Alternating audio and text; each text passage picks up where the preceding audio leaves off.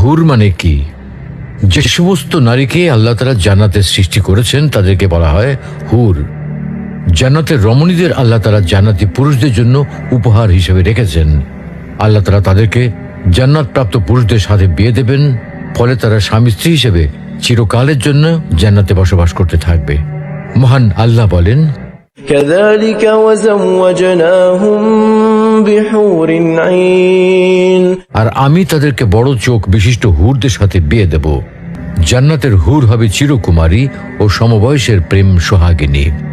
জান্নাতে একজন হুর যদি দুনিয়ায় একবার দৃষ্টি দিত, তাহলে আকাশ ও জমিনের মধ্যবর্তী স্থান সুবাসে ভরে যেত। পূর্ব পশ্চিম প্রান্তকে তথা সমগ্র পৃথিবীটাকে সুসজ্জিত করে দিত।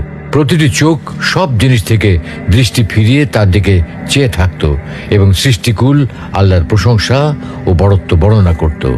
জান্নাতি পুরুষেরা যখনই তাদের দিকে তাকাবে, আনন্দে মন ভরে যাবে। যখন কথা বলবে, ছন্দময় মিষ্টি কথা দ্বারা হৃদয় ভরে দেবে।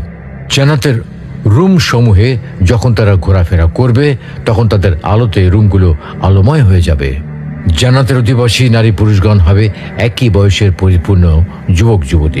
জান্নাতের হুর যখন তার স্বামীর চেহারার দিকে তাকাবে, তখন তার হাসিতে জান্নাত আলোময় হয়ে উঠবে। যখন তারা স্বামীর সঙ্গে কথা বলবে, তখন কতই না সুন্দর হবে সেই কথোপকথন।